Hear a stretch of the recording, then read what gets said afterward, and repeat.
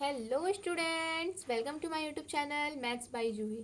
तो कैसे हैं आप सभी? उम्मीद करती हूँ अच्छे होंगे। तो स्टूडेंट, जैसे कि हम पिछली वीडियो में हमने बहुपद चैप्टर की प्रश्नावली 1 के 3 प्रश्नों को हल कर लिया था। आज की वीडियो में हम उन 3 प्रश्नों के आगे के प्रश्नों को हल करेंगे। तो चलिए स्टूडेंट्स, बिना देरी के वीडियो को स्टार्ट करते हैं। तो जैसा हमारा चौथा प्रश्न क्या है, बहुपद x to the power 5 plus 5x plus 3x² plus 5x³ plus 3 को 4x प्लस x² प्लस 2 से भाग देकर भागफल एवं शेषफल ज्ञात कीजिए। ये हमारा प्रश्न है।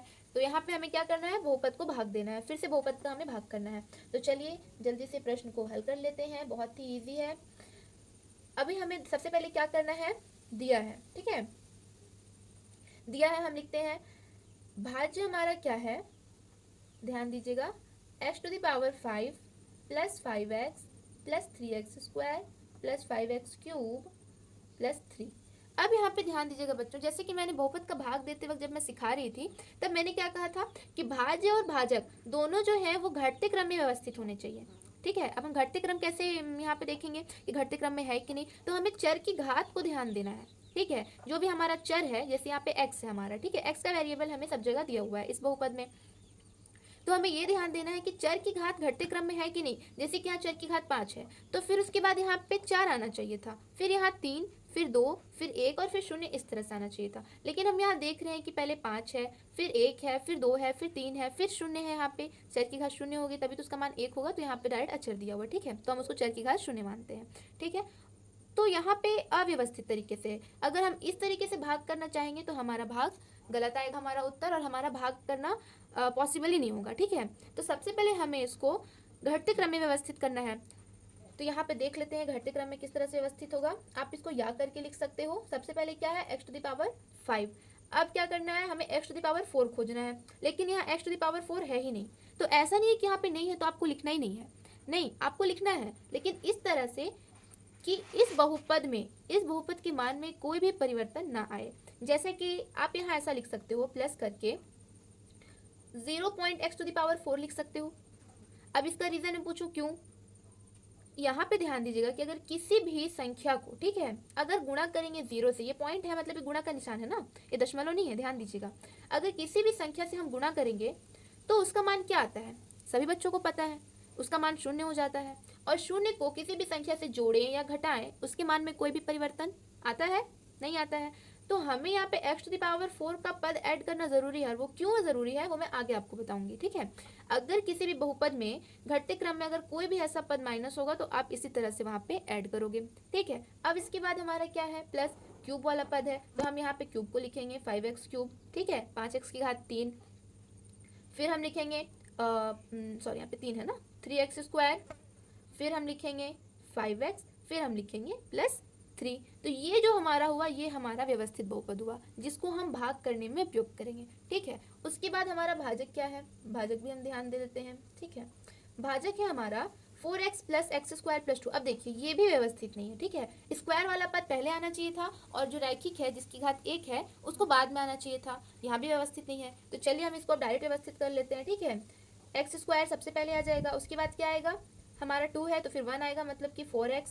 ठीक है, इसकी घात 1 है, कुछ नहीं है, मतलब 1 है। ठीक है, फिर यहाँ पे क्या है, 2 प्लस 2। ठीक है, तो ये हमारा क्या दिया हुआ है, भाजक। अब हमें क्या करना है कि इसको उसी फॉर्मेट में अरेंज करके फिर हमको भाग देना है, जो भी हमारा भाग देने का तरीका होता है। सबसे पहले हम क्या लिखते हैं, भाजक को। भाजक हमारा क्या है, आपको ये वाला भाजक ध्यान देना है। ठीक है, सॉरी, भाज्य ना, कंफ्यूज मत होइएगा बच्चों, भाज्य। ठीक है, ये भाज्य है। तो ये हमारा क्या है, x to the power 5 plus 0.x to the power 4 plus 5x³ plus 3x² plus 5x plus 3। ये हमारा बहुपद है। अब इसको हम चलिए उसी तरह से लिख लेते हैं। ठीक है, जिससे हम भाग देते हैं थोड़ा सा हम बढ़ा के ले लेते हैं, ठीक, आगे तक जाएगा इसलिए। ये हो गया हमारा। अब हमारा भाजक कितना है, x² प्लस 4x प्लस 2। अब हम क्या करते हैं, सबसे पहला हमारा जो काम होता है, किसी बहुपद को भाग देना है तो हम उसका प्रथम पद देखते हैं, भाज्य का जो पहला पद है, और हम भाजक का पहला पद ध्यान देते हैं। ठीक है, भाजक का पहला पद और भाज्य का पहला पद ध्यान देते हैं और उसको भाग देते हैं। आपको यहाँ साइड में बता देती हूँ। ठीक है, रफ कार्य में यहाँ पे रफ अपन कर रहे हैं। ठीक, तो हमारा क्या है, x टू द पावर 5 और हम उसको काटेंगे किससे, भाजक के पहले पद जो कि एक्स स्क्वायर है उससे। तो एक्स स्क्वायर से x to the power 5 cut गया, तो यहाँ पे कितना आया, एक्स टू द पावर 3। ठीक है, अब इसको हम यहाँ लिख देंगे भागफल में, और इसी भागफल का गुणा हम किससे कर देंगे, भाजक से, भाजक के पूरे पद से कर देंगे। तो कितना आएगा, एक्स क्यूब का अगर हम गुणा करेंगे तो x square plus 4x plus 2 है, इससे हमको गुणा करना है। तो हमारा कितना आएगा, एक्स की पावर 3 एक्स की पावर 2, इन दोनों को गुणा करेंगे, आधार समान है, घात जुड़ जाएगा आपस में, कितना हो जाएगा, एक्स टू द पावर 5। फिर हम करेंगे एक्स टू द पावर 3 का जो हम गुणा करेंगे 4x के साथ, कितना हो जाएगा, 4 1 ज़ा 4 और एक्स टू द पावर 4। ठीक है, फिर यहाँ पे आ जाएगा आपका 2x क्यूब। तो हमारा गुणा करने पर इतना आया। अब हम इसी को क्या करेंगे, यहाँ लिखेंगे। ठीक है, हर एक पद के नीचे उसका पद लिखेंगे। यहाँ पे कितना है आपका, x की घात 5 धन 4x की घात 4। अब यहाँ पे देखिएगा कि 4x की घात 4 ऊपर है और वहाँ पे क्या है, 0.x की घात 4 है। ठीक है, तो इसीलिए हमने एक ये पद बनाया था ताकि ये आए तो आपको कंफ्यूजन ना हो। ठीक है, बहुत से बच्चे यहाँ पे कंफ्यूज हो जाते हैं, इसको सॉल्व कैसे करें, इसको कैसे करना है। फिर बहुत से बच्चे क्या करते हैं कि क्यूब के साथ उसको घटा देते, कुछ भी कर देते। ठीक है, तो इसीलिए हमने ये पद बनाया ताकि आप कंफ्यूज ना हो। ठीक है, उसके बाद आपका क्या है, 2x क्यूब, ये हो गया। अब इसको क्या करना है, घटाना है। घटाना है तो क्या होगा, चिन्ह परिवर्तित हो जाएगा, जो प्लस है वो माइनस हो जाएगा। ठीक है, अब घटाने के बाद हम ऐसा करेंगे। ठीक है, ये हुआ x to the power 5, x to the power 5 cut गया, प्लस माइनस में था। अब यहाँ पे ध्यान दीजिएगा, ये है 0.x टू द पावर 4 और ये है minus 4x to the power 4। इसका पूरा वैल्यू तो आपका 0 हो गया। ठीक है, पूरा वैल्यू इसका 0 हुआ। अगर आप 0 में 4 को घटाओगे कोई मतलब नहीं है। ठीक है, वही उतना ही रहता है, minus 4x to the power 4 ही होगा। ठीक है, इसका चिन्ह चिन्ह के साथ उतरेगा। ठीक, फिर यहाँ पे प्लस 5x क्यूब है और यहाँ माइनस 2x क्यूब है। फिर यहाँ पे घट जाएगा, कितना जाएगा, प्लस 3x क्यूब। फिर क्या आपके जो बाकी के पद हैं वो नीचे उतर जाएंगे। क्या है, plus 3x square plus 5x plus 3। अब हमें फिर से एक नया भाज्य मिल गया। ठीक है, फिर से हम भाज्य का पहला पद देखेंगे और भाजक का पहला पद देखेंगे और उन्हें काटेंगे। यहाँ पे मैं कर दे रही हूँ रफ में। ठीक है, हमारा भाज्य का पहला पद क्या है, minus 4x to the power 4, और हमारा यहाँ पे ऐसा कर दे रही हूँ मैं। ठीक है, ताकि आपको साफ दिखे। और हमारा भाजक का पहला पद क्या है, एक्स स्क्वायर।